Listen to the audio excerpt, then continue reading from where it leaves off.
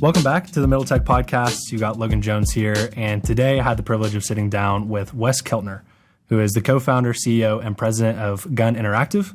Gun Interactive is the co-creator of some really famous video game titles such as Friday the 13th and Texas Chainsaw Massacre.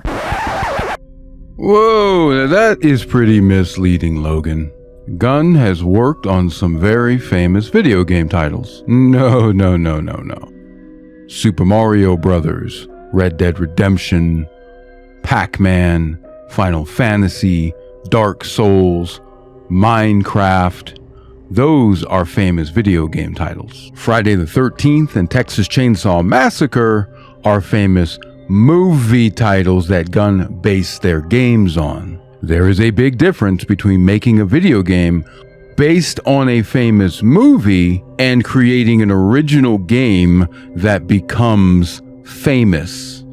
And then Hollywood turns around and wants to make movies based on your video game. And when they do that, you don't see the people that made the Super Mario Brothers movie or the Silent Hill movie turn around and go, we sure worked on a famous movie title, didn't we? So how about we keep it truthful?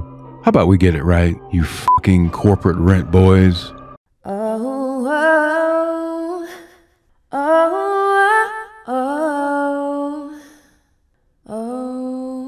the Dope Show. So, Mr. Wes Keltner is alive and well, and he has a plan. He has a plan to get your money. I'll give you $10 if you let me look at your tits. Mr. Greenfeld! Please. And you know what? He's going to succeed. And the horror community is going to fail. You heard me correctly. There is a lot of information in this interview about Wes Keltner. So I am putting my money on Wes Keltner to win. And I'm going to be betting against millions of you fickle, spineless fucking bootlickers out there.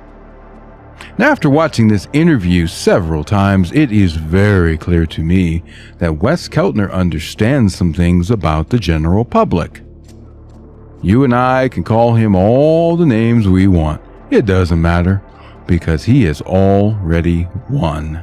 You see, he understands how changeable and apathetic the general public is, especially when you push the right buttons. He knows some things about consumerism. Just like I told you in the last video on this same topic, he's a predator. He preys on the horror community. He knows that all he has to do is wave something new and bloody in front of you, and you're going to slide your little dirty chonies right off and climb back into bed with him again. Bradley, we're not just watching cars anymore. He doesn't have to show you any respect.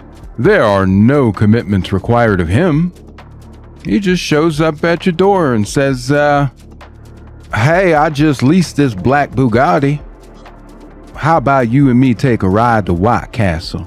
We'll split a 10 sack. You pay, of course. Then I can f*** you in your ass again. It won't be like the last time. Promise. All right, let's get some things out of the way before we start the first portion of this interview. Let's go ahead and take a chainsaw to the elephant in the room.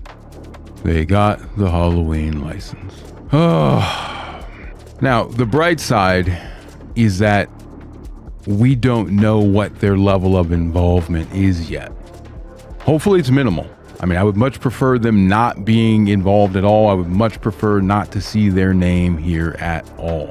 So we're going to have to wait and see on that. We are going to talk more about it in another video for those of you that are interested. So just like in the last video I made on this topic, when the big news dropped back on May the 13th, we didn't go over it word for word because it was mostly right? But there was important information in that bullshit post that I thought that we needed to discuss. Same thing here. I am not going to sit here and go through this whole interview minute by minute. I'm just going to quickly break it down to what I think is important. because it provides context and background for Wes Keltner's actions. If any of you will spend the next 12 hours in this house, I'll give you each $10,000. Now, furthermore, this interview does not explicitly give you what you're looking for. You're not going to get the goods on Friday the 13th, nor are you going to get what you're looking for on Texas Chainsaw Massacre. What you are going to get from this interview is what Wes Keltner wants you to think about him and about his projects. This is a PR video, public relations video.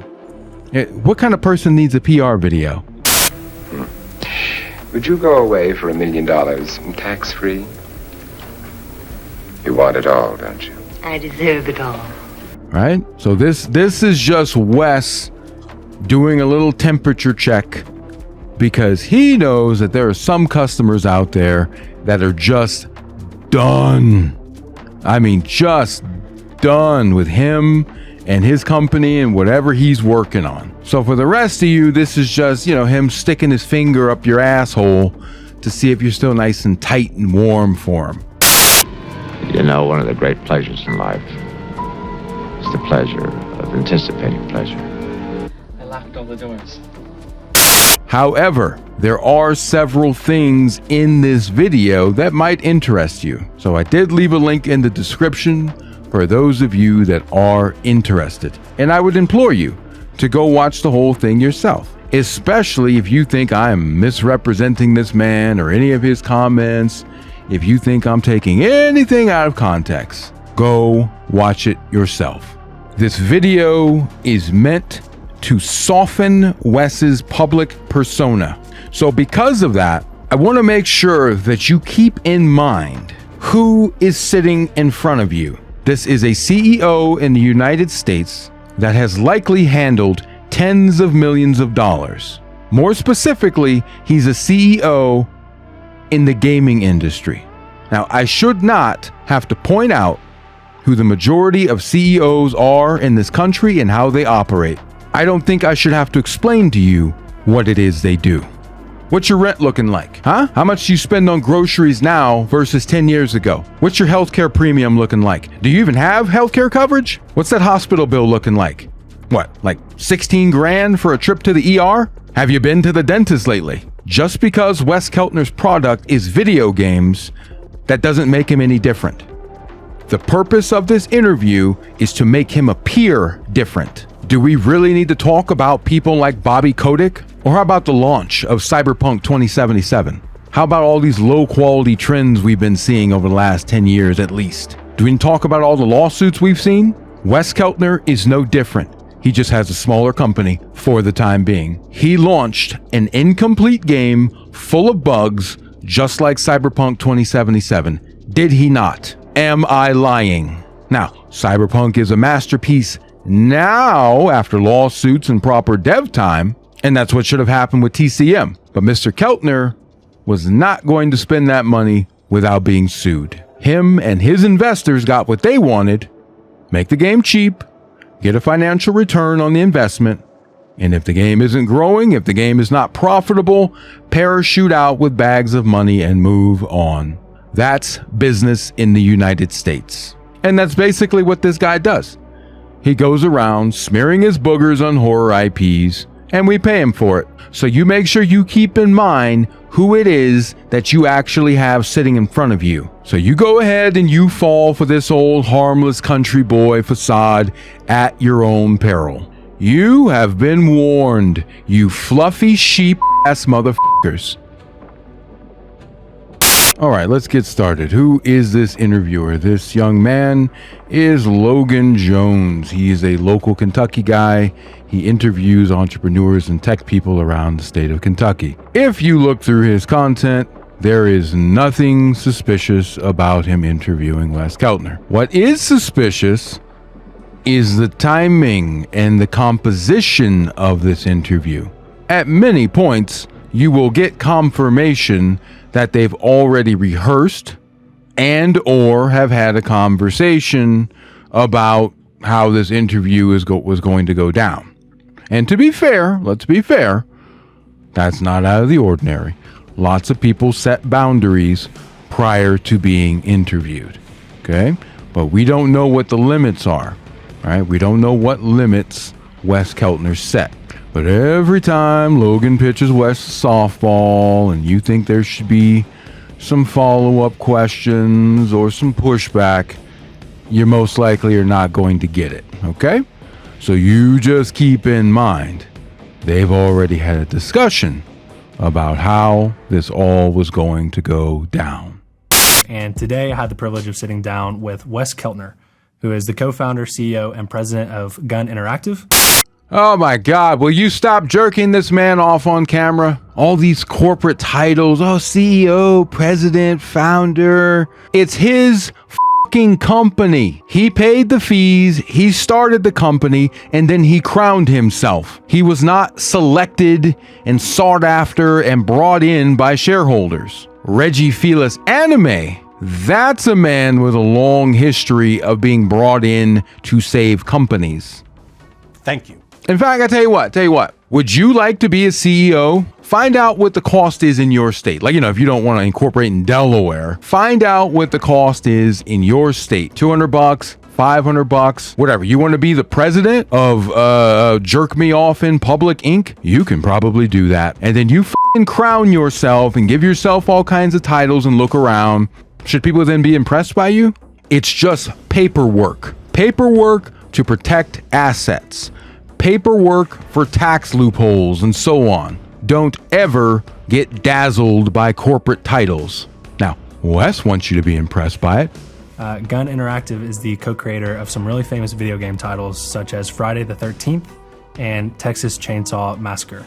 They're also known here in Lexington as being one of the best investments that the Bluegrass Angels has ever made. So incredible story, not only from the company perspective, but also Wes himself.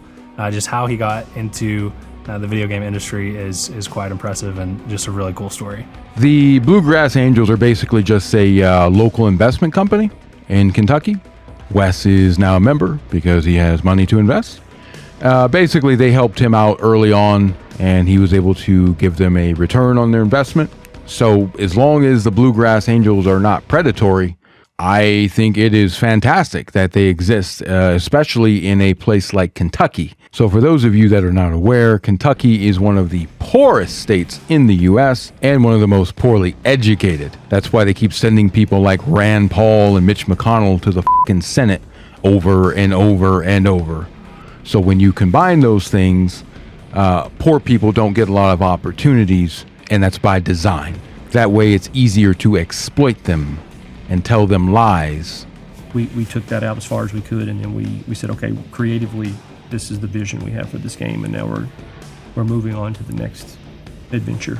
Super cool. So Wes Keltner got his start lurking around in a virtual space. He successfully identified a community that was devoid of name brand digital content. So he hooked up with American Apparel and made himself some money whilst he was still in college. Very impressive. They offered me at the time, it was a lot of money for, at least for someone who's still in college and trying to figure their life out. So it was, again, at the time, it felt like this is more money I could ever spend or whatever, But this is a part of the interview where he starts trying to plant seeds of him, the humble country boy. Maybe he was at some point. And he kind of starts to try to spin this narrative about him being discriminated against because of his accent. It's just kind of that whole, the rural area versus the coastal elites. We don't really need to hear all that. So in fact, let me just squash that real quick. When you enter into the business world, the world of sales, the tech bros, entrepreneurship, everyone speaks money. Okay? Everyone is fluent in greed. The dialect changes based on how much money you're after and by what tactics you're willing to employ to get what you want. Because clearly they had no problem communicating with you. They had no problem inviting you out to California to pitch them. Clearly, they took you seriously enough to pay your ass, right? You made it into all kinds of magazines. So I'm sorry, who had a problem with the country boy from Campbellsville, Kentucky? I missed that part. I mean, I'm sure he probably got paid like exponentially less than what he should have. But that's a life lesson. Like, that's why they hired you, because you were a college kid and they could pay you like a fraction of what you should have got paid. And you made yourself a bunch of money to get a start, didn't you? So again, just spare us the victimhood, okay? You weren't a technical. No. What did you? Yeah, I took Sociology. sociology. Yeah. I took a computer programming to half a semester and dropped out of it. Okay, so that may sound strange, but it's actually not. I used to work with a lot of people in the corporate world that were sociology majors. I mean, basically, typically people kind of go one of two directions, basically. A lot of times you see people go into like social work, public offices, politics, whatever. Or they go into marketing, sales, data analytics, that kinds of stuff. Just business in general. So we know what path Wes chose. Yeah, I'm right on the edge of Gen X and millennial in age. And I think what that led to me was like, I kind of have that same BS radar that I think that the millennials sort of perfected in understanding like what's real and what's not. Mm-hmm. And when are you selling me something and when is something genuine and authentic? Okay, so I thought this dude was a whole lot older. Like, I thought he was like, mid 50s, early 50s. So it's actually really interesting because he's actually he's basically just an elder millennial. And I like that he admits to having that deeper knowledge or that, sixth sense that millennials have. Now, question is, how do you think he chooses to use that combined with his sociology studies? Just something to think about. And that's when the sort of next chapter of my life began, which was video game consulting. Yep, that's where you guys stepped in. Yes, and that was probably about 50% of the work we would do for them is what the industry would call a mock review, is before the game comes out, we review it as if it's finished. And we would tell them, if you change nothing, this would be your score. The other half of the time, we would come in and play something very, very early. It would be 3 to 4 years before the game would launch, and we would be setting with the dev team, and they would be sort of formulating and working through sometimes even the paper design. We would barely see stuff working in a game, and they would want to talk to us and consult with us. What if we had this mechanic? What if we had this feature? Or internally we're at odds about this one idea, and we want to hear an outside opinion on should we spend the time and money to put this thing into the game. And so we would give feedback on that. Now, this is one of the most damning parts of the whole interview for me. By his own words, companies used to pay him to do what he calls mock reviews. He would come in at various stages of development on various different types of games. So that means this guy has a lot of experience in dealing with broken and unpolished games in their earlier stages before launch, right? Again, that's his words, not mine. It's his story, not mine. So ask yourself, what was his mock review of Friday the 13th? What was his mock review of Texas Chainsaw Massacre? You don't think he knew about the problems? You don't think he knew those games are going to be bug-ridden? Oh, he knew. He knew. Let me tell you something. This guy is a shrewd, calculating machine. Like, if we just want to talk about Texas Chainsaw Massacre, he knew the problems wouldn't matter in the short term, and that's where he puts his money. That's where he places his bets, okay? In the short term. He knew the problems wouldn't matter in the short term because of the name recognition of Texas Chainsaw Massacre. He knew it wouldn't matter because he was going to have access to the vast Game Pass population, which includes PC versions. And because he has already identified the horror community as a bunch of fucking marks. He knows how thirsty and underserved the community is. So he chose to launch the games. He chose to launch incomplete games, and him and his business partners raked in the cash, in both cases in the short term. And when adversity hit, he left his customers holding abandonware. In both cases. And he's going to do it again.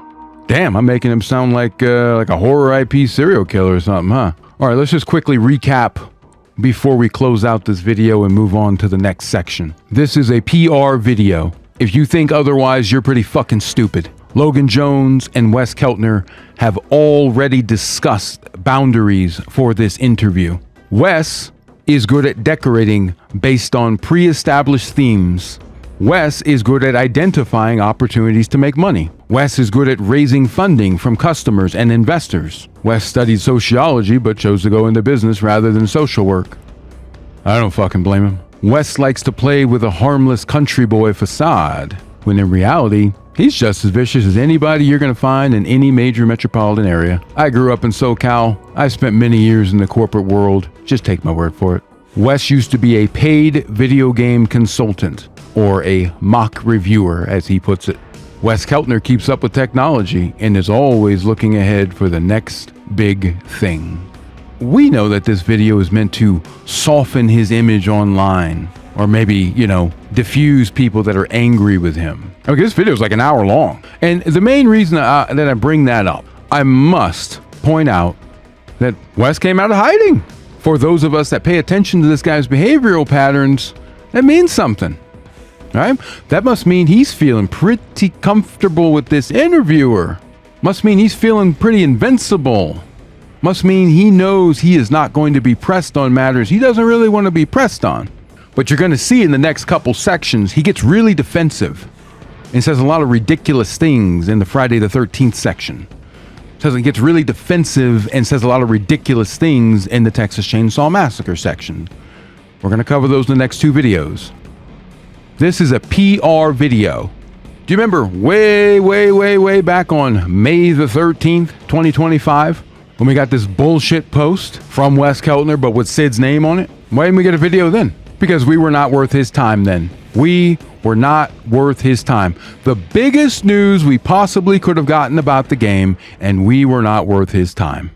To tell us the truth or to lie to us. Now, when did he do that before? Let's see. Because this game had such a long lifespan. Well, you remember back when the game was at its lowest point? Back when they just kind of let Danny burn the fucking game down for like 4 months. They were switching from Sumo to Black Tower. He marched Matt out there and he took a sick day. Now, let's be fair. Let's be fair. Maybe the man really was sick. We don't know. Okay, let's say he was sick. Who's the boss over there? Huh? Who's the CEO, founder, El Presidente, all that shit? Huh? That means he could have rescheduled that stream, right? If it was important for him to be there, he would have rescheduled the stream. He's the boss over there. Now you tell me why he didn't do it. Do you remember this video? This came out a little bit after launch. And it's basically just him talking about the extra steps he was taking to protect content creators. Why would he do all that? Because large content creators are free advertising. They drive traffic to your game, which then has the potential to drive a lot of sales, a lot of revenue. Do you see the pattern here? If he doesn't feel like he's getting something out of it directly, he ain't gonna get in front of a camera. You're not worth his time. So he just sat down with this Logan Jones guy for like an hour. So ask yourself, what does Wes Keltner think he is getting out of this interview?